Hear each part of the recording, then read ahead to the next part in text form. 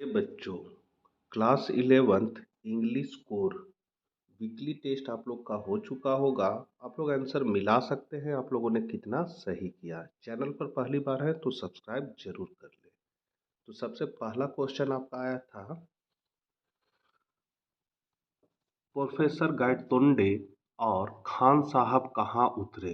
पहला ऑप्शन है Mumbai central railway station, B है पुणे, सी है आपका दिल्ली और डी है आपका विक्टोरिया टर्मिनल स्टेशन। तो आपका डी आंसर सही है। दूसरा क्वेश्चन है, राजेंद्र द्वारा समझाया गया कौन सा सिद्धांत बताता है कि किसी भी स्थिति में एक छोटा सा बदलाव व्यवहार में बदलाव ला सकता है। तो ए ऑप्शन है क्वांटम सिद्धांत, बी है आपका सापेक्षता का सिद्धांत, सी है बिग बैंग थ्योरी और डी है आपका तबाही सिद्धांत। तो डी हो जाएगा तबाही सिद्धांत। तीसरा है बकदांत आधे मजाकिया यहाँ किसका वर्णन किया गया है। ए है आपका सिरिल पियर्सन, बी है जॉर्ज पियर्सन, सी है आपका चार्ली स्पेंस और डी है आपका श्रीमती पीटर्स गेराल्ड। तो आपका सी ऑप्शन सही है। चौथा है मदर डे नाटक के लेखक कौन है। ए जे कॉर्निन, बी है आपका विलियम वर्थ वर्ड, सी है आपका पैटिंगिंग प्रिंगल, डी है आपका जे बी पी अस्टले। तो डी ऑप्शन सही है। पांचवा है नायक को फेयरवेल उपहार किसने दिया। ए है आपका नोरालू, बी है असेतन, सी है आपका लम्हामो और डी है उनमें से कोई नहीं। तो आपका सी हो जाएगा लम्हामो। छठा है कोरा क्या है। कोरा डांस है, बी है एक छोटे शहर का नाम है, सी आपका बौद्ध विश्वासियों द्वारा किया गया ध्यान है या डी इनमें से कोई नहीं। तो सी ऑप्शन हो जाएगा सही। सातवां है आपका सामान्य सत्य और तथ्य को व्यक्त करने के लिए किस काल का उपयोग किया जाता है।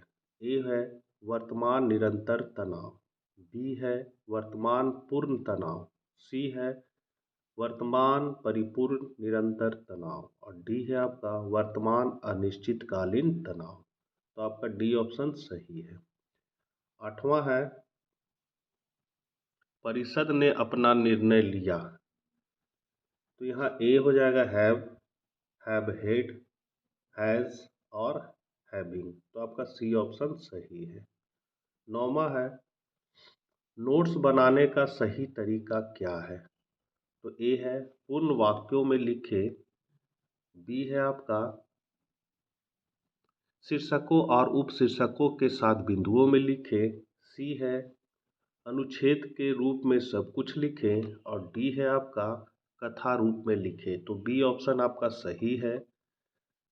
10वां नंबर क्वेश्चन है निम्नलिखित में से कौन सी एक महत्वपूर्ण समराइजेशन तकनीक नहीं है। तो यहाँ ए है सिलेक्शन, बी है रिजेक्शन अस्वीकृत और सी है आपका प्रतिस्थापन और डी है एडिशनल। तो आपका डी हो जाएगा। Very short question. 11 number question है प्रोफेसर गायटोंडे टाउन हॉल में क्यों गए थे। आंसर है इसका प्रोफेसर गायतोंडे इतिहास की पुस्तक से तथ्यों की जांच करने के लिए टाउन हॉल में गए। 12 नंबर क्वेश्चन है मदर डे के नाटककार क्या संदेश देने की कोशिश करते हैं। तो नाटककार पत्नियों माताओं को उनके काम के लिए सराहना करने का संदेश देता है। शॉर्ट क्वेश्चन 13वां है प्रोफेसर गायटोंडे कौन थे, बम्बई में उनका विमान क्या था। तो आंसर है प्रोफेसर गायटोंडे एक इतिहासकार थे।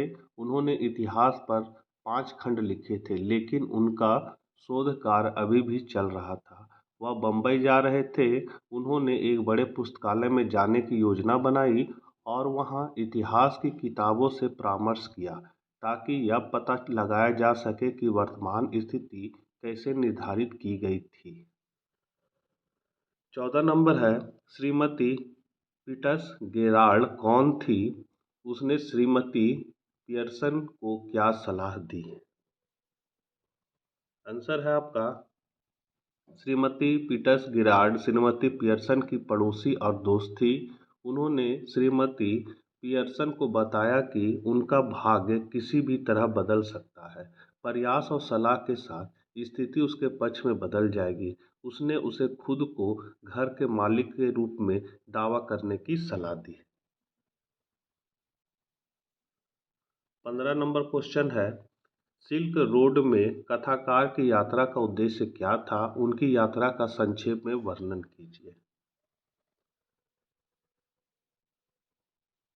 आंसर है, लेखक बौद्ध धर्म में एक धार्मिक तीर्थ यात्रा कोरा को पूरा करना चाहता था। कैलाश पर्वत तक पहुंचने के लिए कथावाचक ने सिल्क रोड के माध्यम से यात्रा की। उन्होंने डेनियल और सत्यसेतन के साथ राऊ को छोड़ दिया। उन्होंने सिल्क रोड के साथ अपनी यात्रा जारी रखी। कुछ समय बाद वे एक घाटी में प्रवेश कर गए जो ज़्यादातर बर्फ से भरी हुई थी। उन्हें ऊबड़-खाबड़ सड़क मिली। अंत में वे होर के छोटे से शहर में पहुंचे। यहाँ उन्होंने डेनियल को विदाई दी। उसके बाद वे दरचेन पहुंचे और शरण ली। कथाकार बीमार हो गया और एक डॉक्टर के पास गया।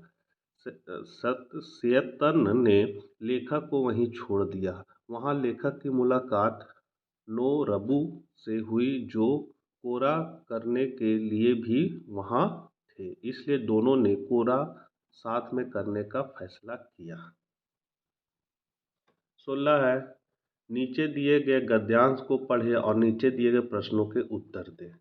गद्यांश कह रहा है, उपवास को कई लाभ लाने के लिए कहा जाता है, बशर्ते इसे चिकित्सा पर्यवेक्षण के तहत किया जाए। डॉक्टर बताते हैं कि इसके बारे में कैसे जानना है। भोजन शरीर के लिए वह है जो मोटर वाहन के लिए ईंधन है। यह ऊर्जा प्रदान करता है, मरम्मत और कायाकल्प में मदद करता है और कई अन्य लाभ प्रदान करता है। उपवास पर बहुत सारे शोध किए गए हैं और किए जा रहे हैं। जब कोई उपवास करता है तो पाचन अंगों को आराम मिलता है और शरीर के सभी तंत्र साफ हो जाते हैं। उपवास करते समय विष हटाने की प्राकृतिक प्रक्रिया जारी रहती है, जबकि नए विषाक्त पदार्थों का प्रवेश कम हो जाता है। आमतौर पर पाचन के लिए उपयोग की जाने वाली ऊर्जा को प्रतिरक्षा प्रणाली और कोशिका वृद्धि के लिए पूर्व निर्देशित किया जाता है। उपवास आपको अतिरिक्त वजन और पानी कम करने में मदद करता है, विषाक्त पदार्थों को बाहर निकालता है, आपको अधिक गति से ठीक करने में मदद करता है, आपके ओवर, किडनी और बृहदान्त्र को साफ करता है, आपके रक्त को शुद्ध करता है, जीभ को साफ करता है और सांस को साफ करता है। एक अन्य शोध कहता है कि उपवास कभी-कभी डिटॉक्सिफिकेशन में मदद करता है। उपवास के माध्यम से हम पाचन गतिविधियों को प्रतिबंधित करते हैं और इसलिए ऊर्जा का उपयोग विभिन्न प्रणालियों को साफ करने के लिए किया जाता है। उपवास चयापचय में सुधार करता है, इंद्रियों को तेज करता है, मन को शांत करता है, समान प्रतिरक्षा में सुधार करता है, एकाग्रता और मानसिक स्पष्टता में सुधार करता है। उपवास के जबरदस्त लाभ है और विभिन्न विमानों पर प्रभाव पड़ता है।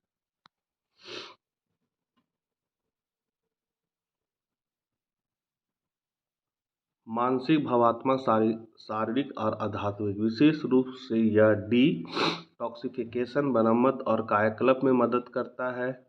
गैस्ट्रोइंटेस्टाइनल सिस्टम को आराम देता है और अतिरिक्त वसा के लामबंदी को बढ़ावा देता है। ध्यान देने योग्य महत्वपूर्ण बिंदु उपवास और भूखमरी के बीच का अंतर है।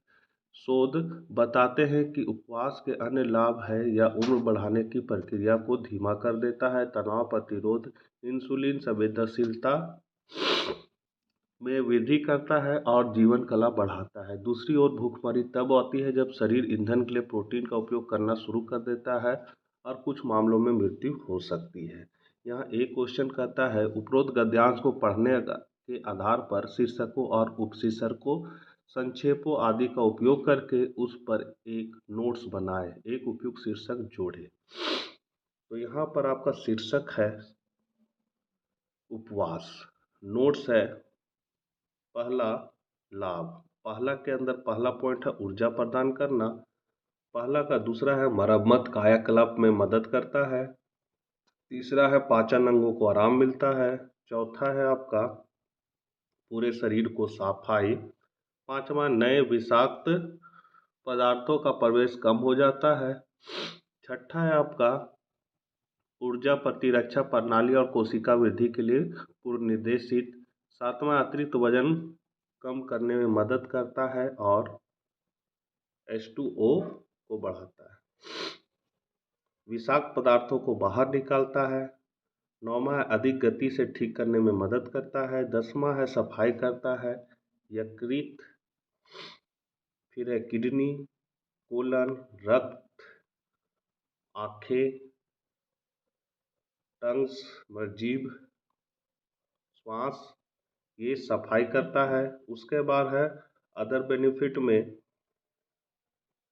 डिटॉक्सिफिकेशन में मदद करता है, पाचन में सुधार करता है, शार्पनेस लाता है, इंद्रियों, मन, कोलेस्ट्रॉल, मानसिक शंकाएं, उपवास और भूखमरी के बीच अंतर। तीसरा का पहला है उपवास उम्र बढ़ाने की प्रक्रिया धीमा करता है, तनाव पर प्रतिरोध को धीमा करे, इंसुलिन संवेदनशीलता में वृद्धि, जीवन काल बढ़ाता है भूखमरी।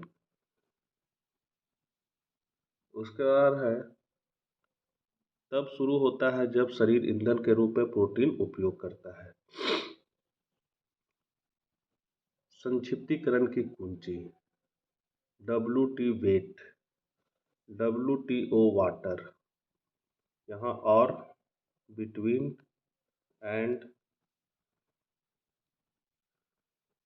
उसके बाद बी आपका है क्वेश्चन